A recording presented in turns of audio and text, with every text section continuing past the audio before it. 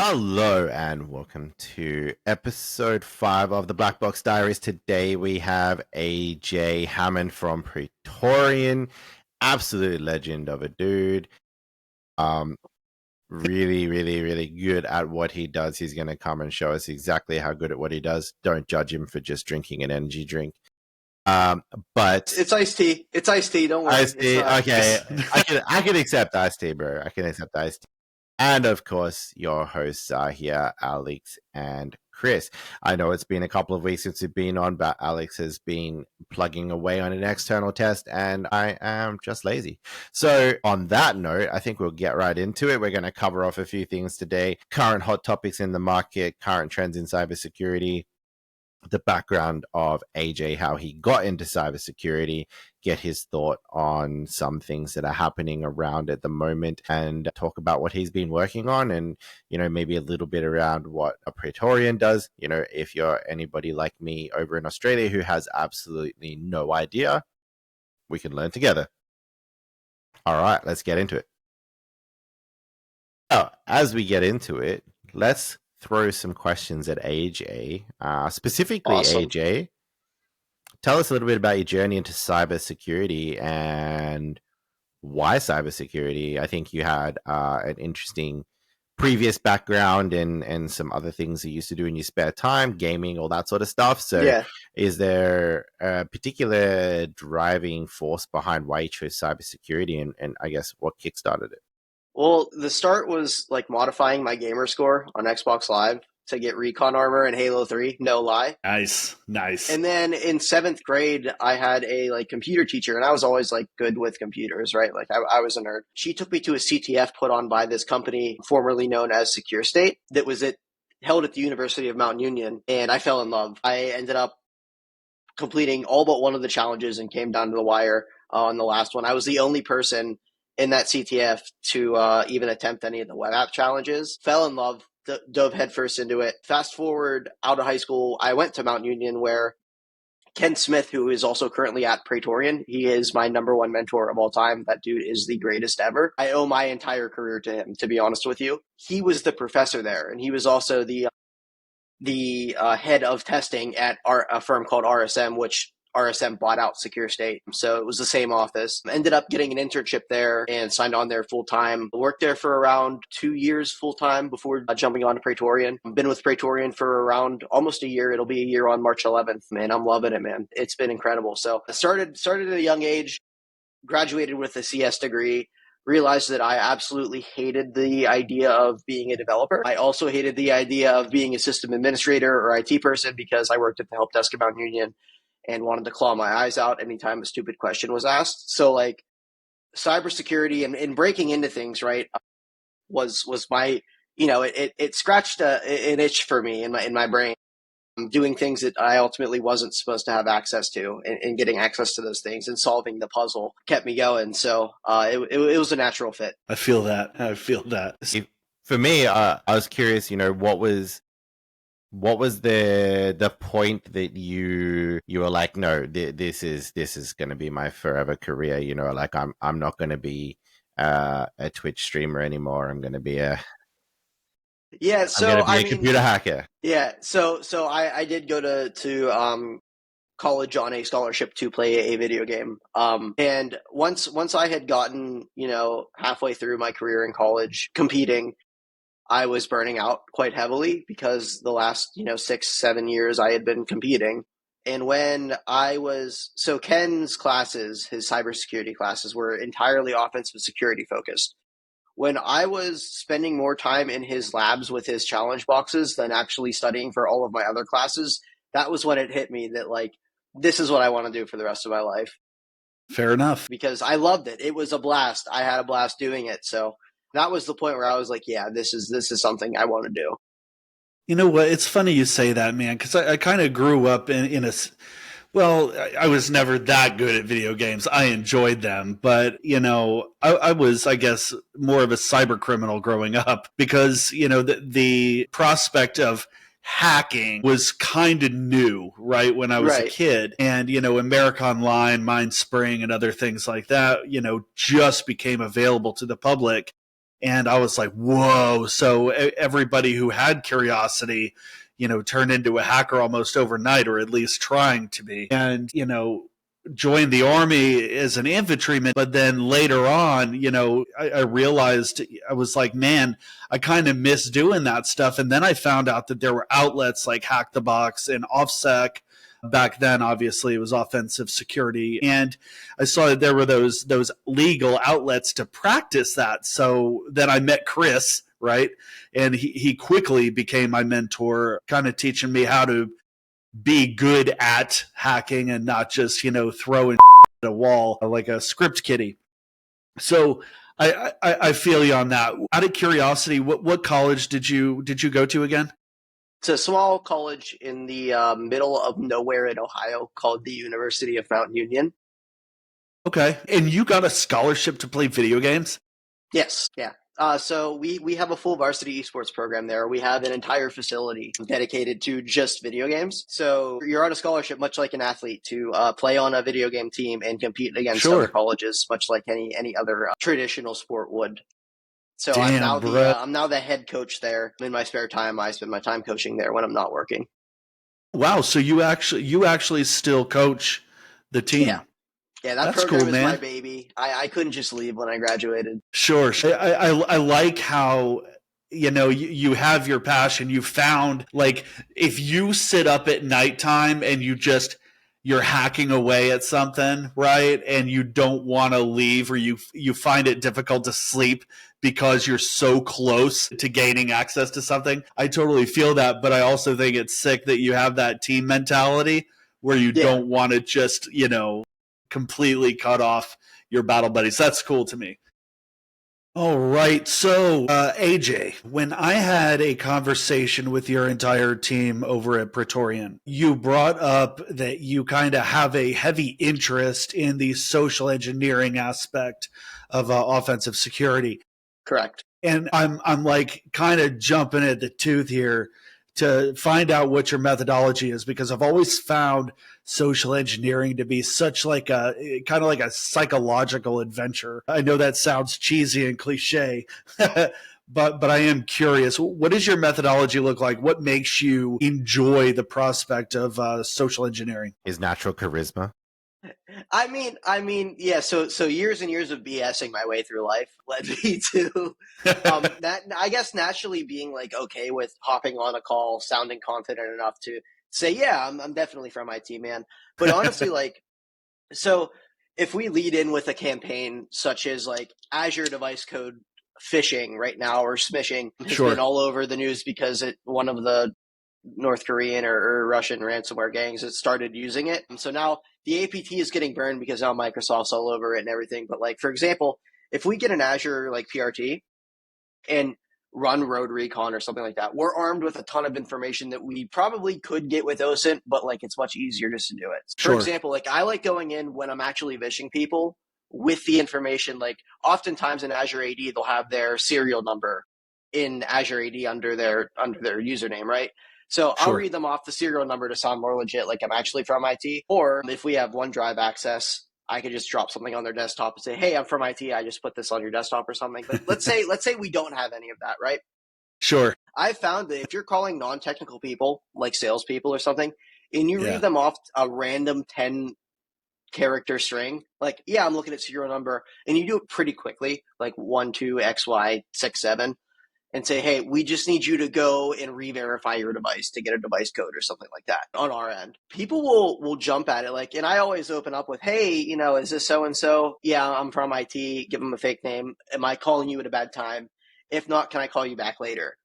And normally I have more people say, hey, can you give me a call back? And if I'm persistent enough and actually give them a call back, then they'll actually believe like, oh yeah, this guy from IT is calling me back, without like thinking, oh, have I verified who this is yet? Because, if they're calling me back, they must be legit. They're not a scammer. Tell me a little bit about, like, when we're conducting social engineering, right, for our viewers that may not fully understand what social engineering is, it's the act of utilizing psychology against a victim, right?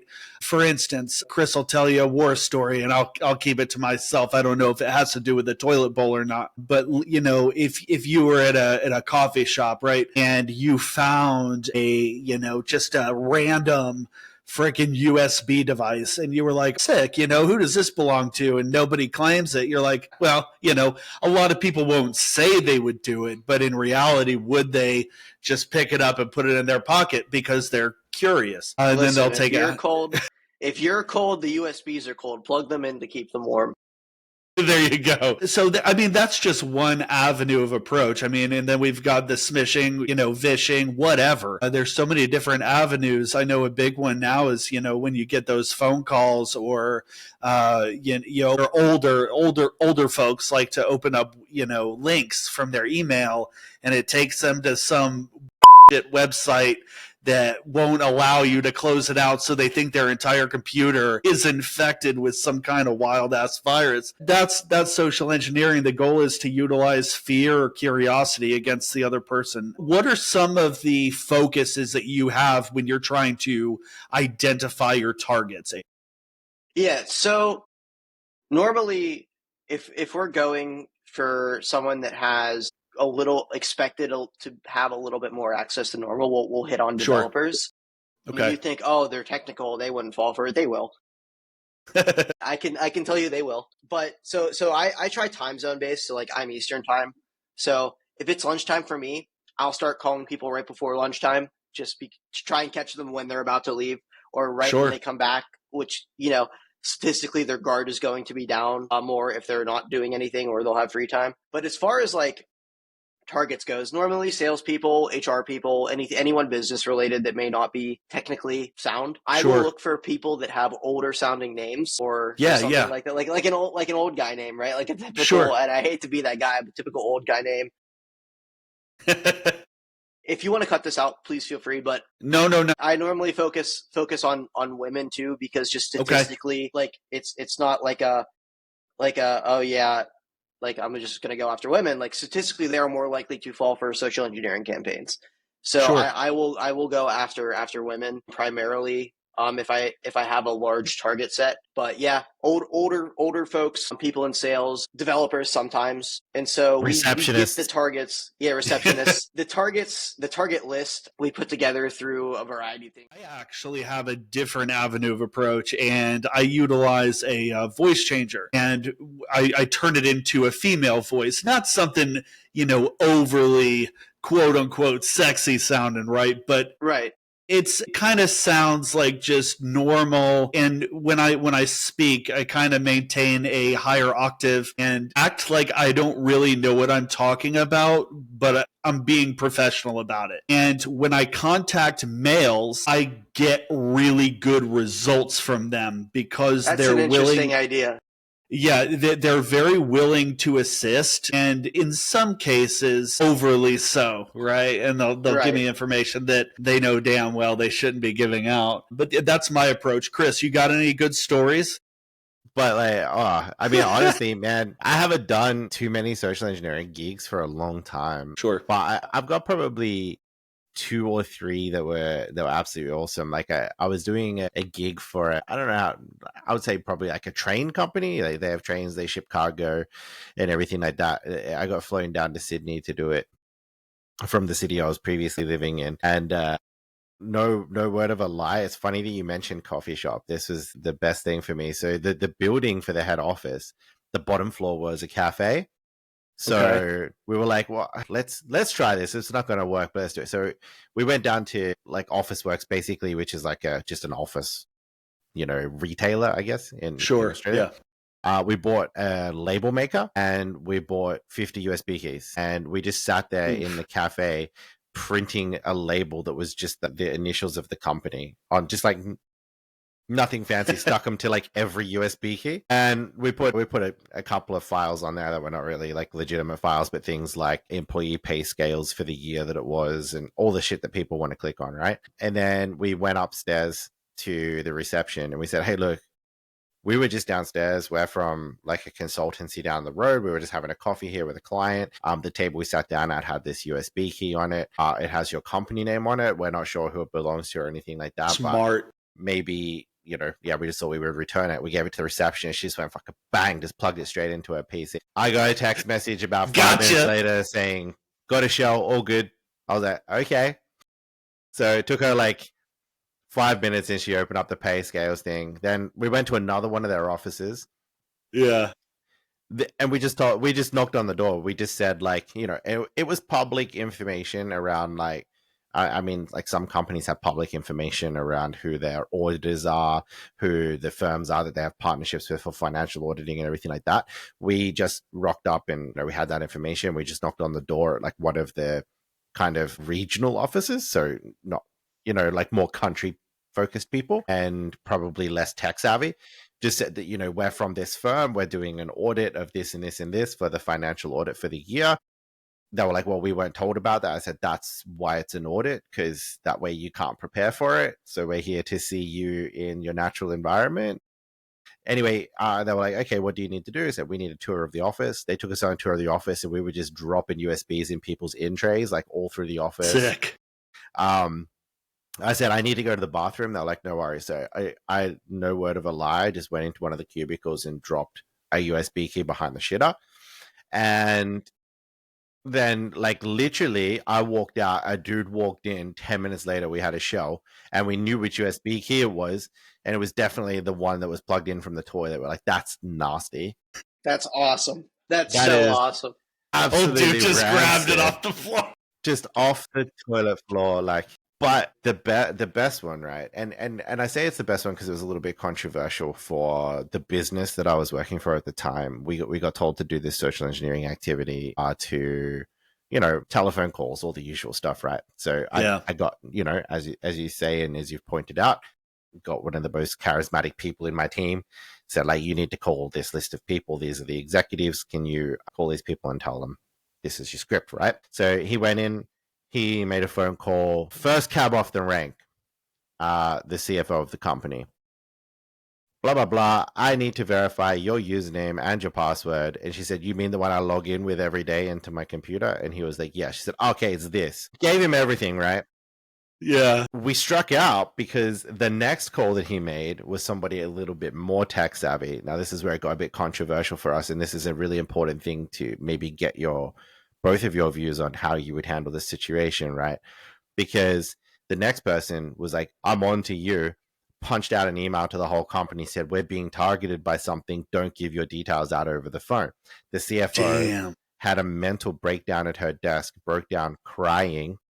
Like, I gave my details out, blah, blah, blah, blah, blah. The guy in my team, full of empathy, felt absolutely horrible that this lady's now gone on 4 weeks of stress leave because she could have just cost the company X amount of money. But that was my argument. I said, I understand where you're coming from, that you feel bad because you caused this lady stress. But imagine if you were actually a bad guy and that was your company and that lady was your CFO and she just gave out her credentials, which are credentials that authorize financial transactions on behalf of the company. How would you react then? Because you can't empathize with that and you can't feel bad about that. That's a significant failure in user awareness. Right. It's a significant failure in cybersecurity at the organization. So yeah, I can feel bad, I guess, that she was a bit sad about it. And because it was a simulation, it kind of sucks. Imagine it was a bad guy. I agree with you. We have a unique job that we do, right? And it's a unique capability that we have. And we do it in a positive way to assist organizations in identifying vulnerabilities. And a lot of times those vulnerabilities are not made of code, right? Or they may be made of code, but it's, deoxyribonucleic acid code. So we're talking DNA here. In the end, that woman or that individual was a vulnerability to the organizational assets. 100%. So, butthurt or not, you found a vulnerability and you were able to rectify. So sucks to be her. What do you think, AJ? There's a meme out there that says, when I was little, I thought hacking was like all about writing matrix like Matrix like code. But in reality, it's just calling up saying, "Give me your passwords," and they do. Dude, 100%. Have you seen? I think it was like Jimmy Kimmel or whatever, where they hit the streets asking people what their password is and how complex it. Like that is so real, dude. Like honestly, it baffles me, man. When I first started social engineering, I did run into that, like feeling bad for people. Yeah. But what I kept coming back to was like, listen, thank God it was you instead of someone else. You know? Yeah. And that's what kept me like from having like I feel bad for this person breakdown is that like it was me. They're not going to get fired. Hopefully, if the organization's firing them, then they're doing something wrong, in my opinion. Sure. It's a failure. It's a failure of the whole organization, particularly broader leadership, technology, IT, all that sort of stuff, right? It's a like, thank God it's us. issue, right? Yeah, right. 100%. Thank God it's us instead of anyone else, and that's what allows me to sleep soundly at night. Being a social engineer is that I'm doing it for good rather than for ransomware. That's right.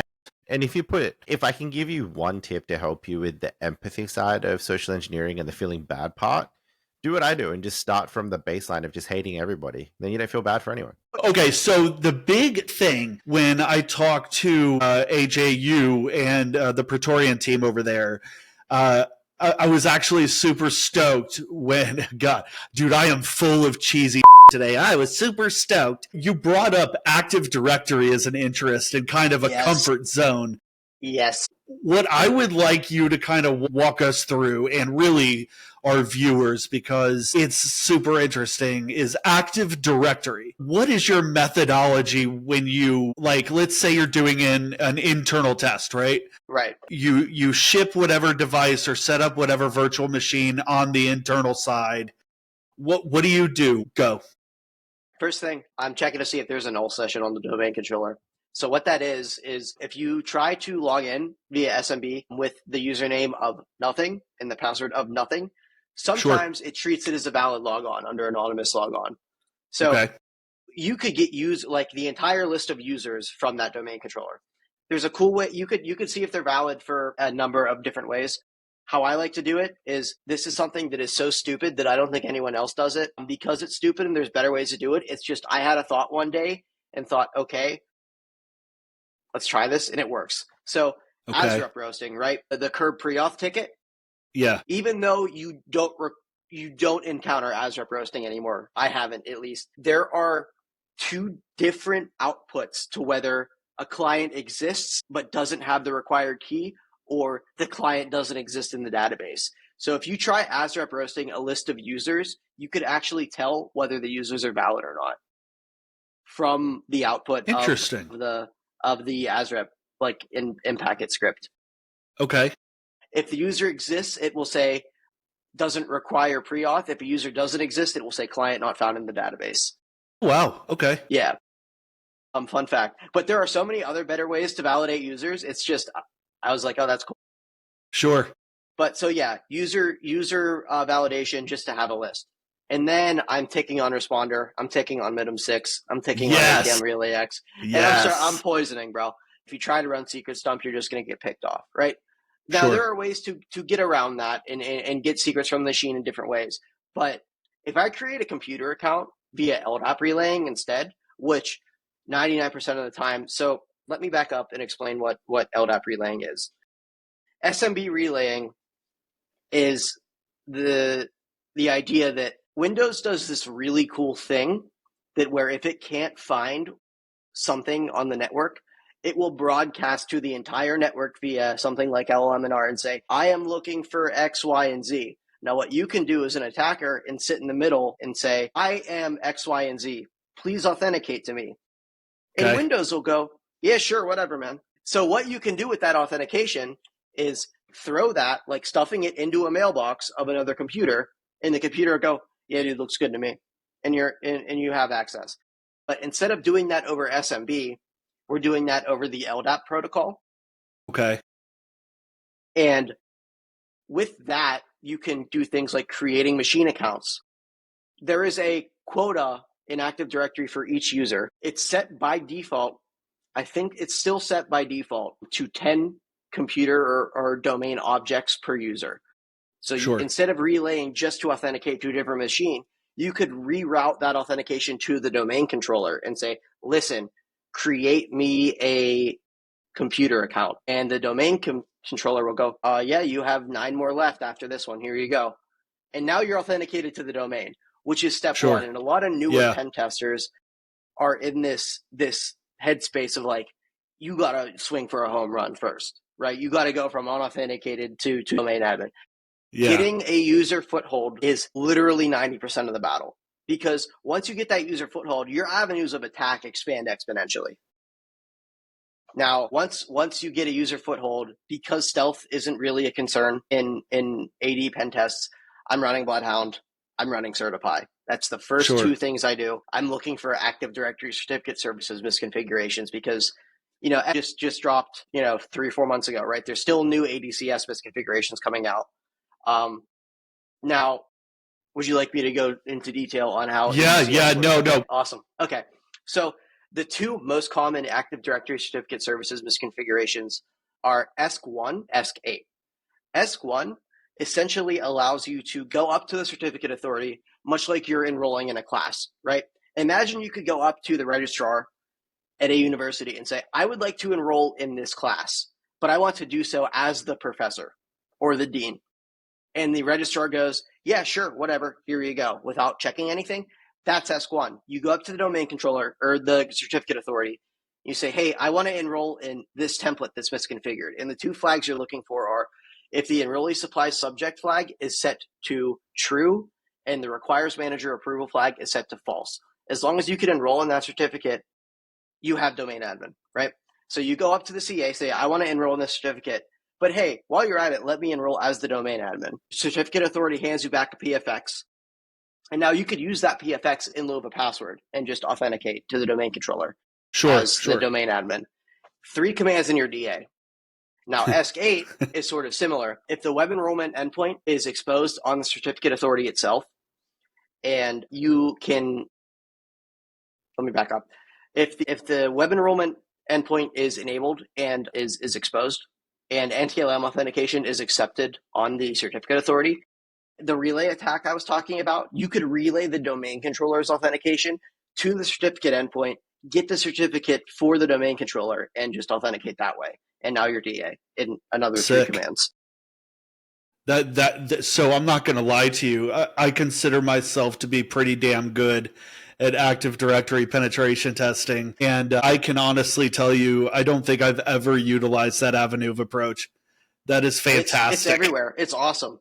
It's great. And then even if ADCS isn't necessarily like in play, right?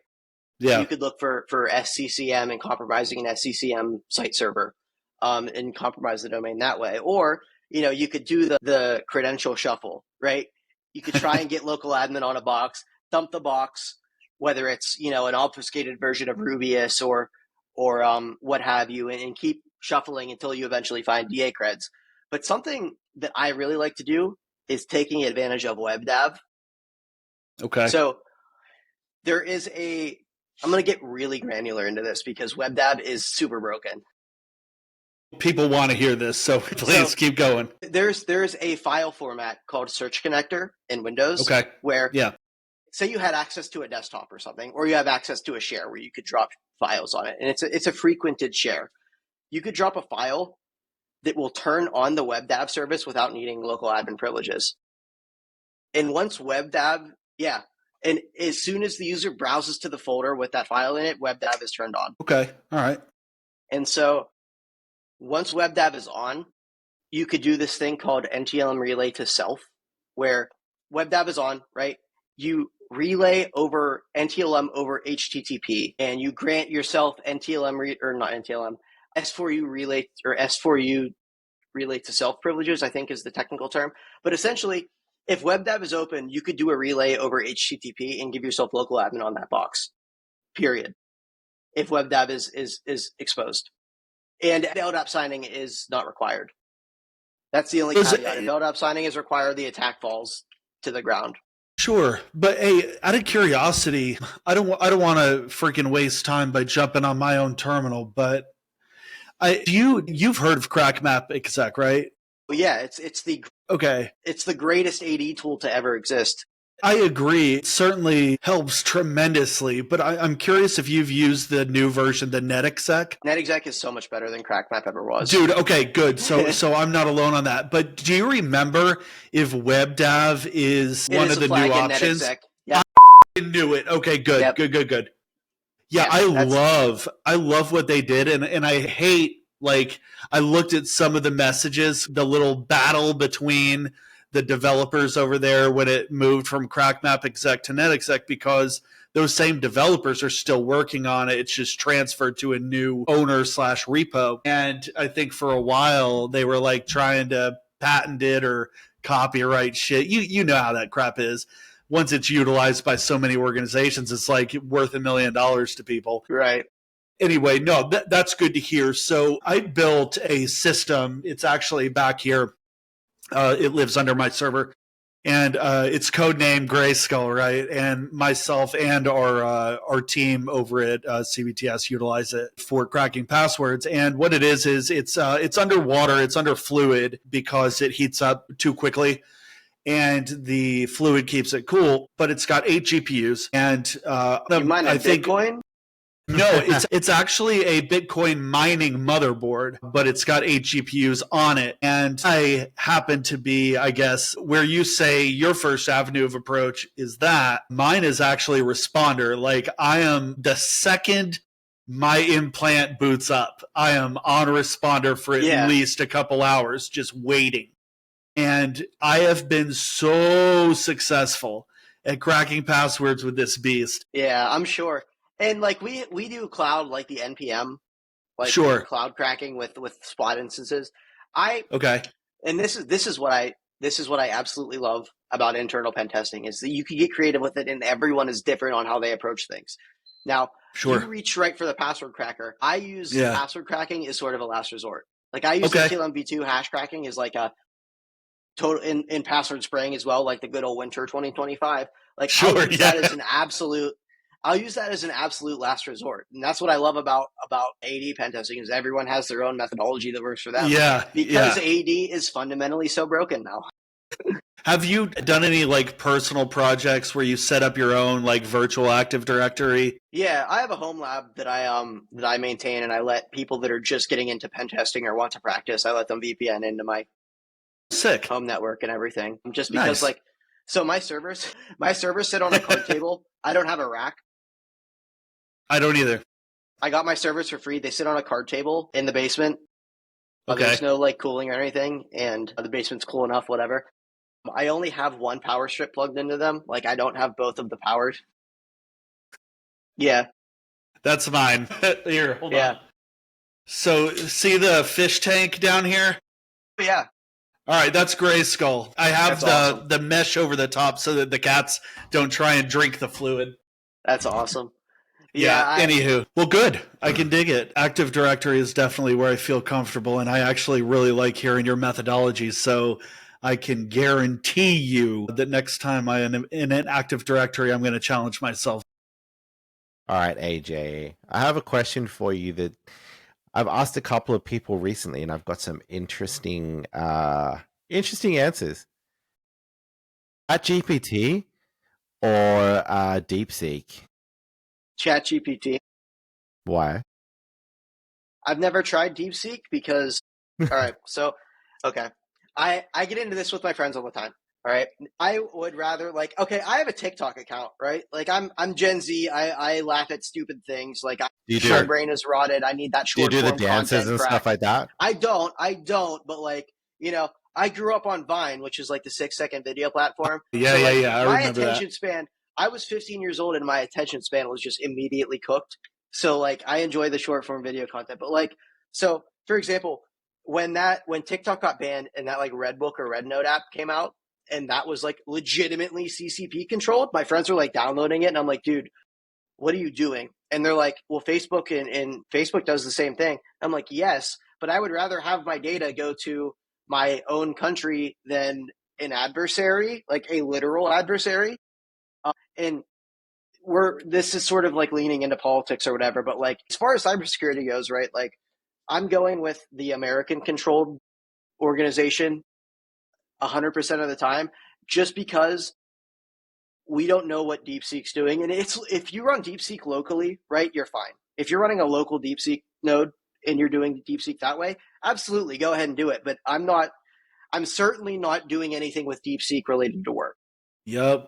So I'm with you, right? Considering, the CCP or China is currently, identified as an adversary nation. As a matter of fact, myself as a DoD contractor now, all of the hardware that I am in the process of building and prototypes, all of that hardware has to come from U.S. manufacturers, which is great because a lot of tech now, like Raspberry Pi and stuff like that, sure, a lot of them are made in China, in other places that are, a little sketchy, but we also build them here as well. So I feel a lot more comfortable with that. I would never use DeepSeek. And Chris, I don't know how it is in Australia, how you all are viewed as targets for or countries like that.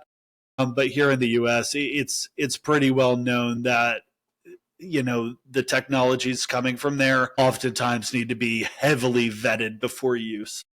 Oh yeah, and 99% of the time, 90% of the time, it's just a ripoff of American software, anyway. Yeah, it is. I mean, firstly, my Tesla was made in China, so hopefully. As a combustion engine enthusiast, I'm sorry that you drive a Tesla. As somebody who values quality paintwork, so am I. So I had to take my Tesla back multiple times to be resprayed as a brand new car because it had really, many crazy. So many paint chips, dude. Like honestly, my car arrived and it had paint chips everywhere. And I was like, what is this? And they were like, oh, and I said, like, even driving down the road, that shouldn't happen like that. So I'm not going to accept any excuse that happened on the truck. Sure. Like, like we have to send it away to get resprayed. I'm like, dude, I got my car like 2 weeks ago. So anyway, I had a horrible experience getting a Tesla, to be honest. So horrible. I bought one for my wife as well. So anyway, I save a buttload of money on petrol though. But yeah, we didn't ban TikTok, but we have all of the government agencies here banned DeepSeek use. So, oh, wow, okay, you can't use it. The federal government blocked it, and then also our state governments blocked it from public servants using it. But corporations, like private companies and stuff, are still a little bit behind on that. Obviously, it's really up to you as a private company or whatever if you use it or whatever. But like, just fucking go pay for ChatGPT, dude. Right. And there is something to be said about them open sourcing it. There is something to be said about Sam OpenAI sort of like becoming stagnant and complacent and requiring a ton of money to use Pro and, not updating as frequently. And so DeepSeek was like, not only am I going to steal what you have, but I'm going to open source it. And open source AI, I feel is the way to go. Just not, you have to scratch your brain and think, why did they open source it? Was it literally just a play to get ahead of OpenAI, which likely is the case? Sure. But regardless, it was open sourced. So I believe there is a positive conversation to be had around them open sourcing it. It's just, it's China, and there is far more likelihood that something nefarious is going on simply because they are an adversary that is known to do things like that. Sure. It's entirely possible. And I mean, like, they probably get a lot from your DeepSeek searches and everything like that, rather than what they're going to get from AJ doing TikTok dances in the shopping market aisle. Well, I know, I think that the scary part is coming from, a stint in the intelligence sector. When you're using ChatGPT, both of you, I'm sure you understand this, and most viewers probably do. I think you should really think a lot about what you're actually discussing with ChatGPT, right? And look at what you're talking about with that, and then translate that over to how it would go with DeepSeek. Now, maybe they don't need to try and install malware on your computer. That's not necessary. You're having personal discussions with the AI platform, and they are going to get that information, right? It just is. It comes with even ChatGPT is going to know. So A lot of people will have those odd, deep, disturbing, discussions just to kind of see, what AI says about it. And when you're utilizing a platform like DeepSeek, knowing that it's, whoever owns it in China is going to be getting that data, how does that make you feel? And it makes me feel very uncomfortable personally. Dude, I tell you what, though, you do have to be careful about what you're typing into ChatGPT, because one day I typed something. I have absolutely no idea how it happened, but I typed something about your name and something we were working on together. Now my ChatGPT thinks I'm Alexander Morrow. So it's like, Alex, good morning. I'm like, dude, I've told you 100 times, man. I'm Chris, man. Cool. Yeah, that's cool. All right, that brings us to the end of episode 5 of the Blackbox Diaries with our special guest, AJ Hammond from Praetorian, one of the best AD hackers that you're probably going to meet, an absolutely charismatic social engineer. Yes. And professional gamer and professional coach. So if you need somebody to teach you how to play awesome rounds of Valorant or to explore Hello Kitty Happy Island, he's there for you. So Hello Kitty Island Adventure Coaching, it's $10. Reach out to AJ. You can check him out on Twitter, probably connect up with him on LinkedIn, all the usual stuff. And yeah, if you've got any questions, he loves to help and give back to the community. I'm sure he will quite happily respond to you. And similarly, if you have any questions for us, drop them in and we can forward them on to him, or we can answer them on our next episode. But appreciate you all joining in and listening to us again for another week. We're going to try and get back to our usual recording schedule, so we should be here again next Friday for a release on Monday. And if there's any guests that you want to see, obviously reach out. But until then, we will catch you next time. All hail.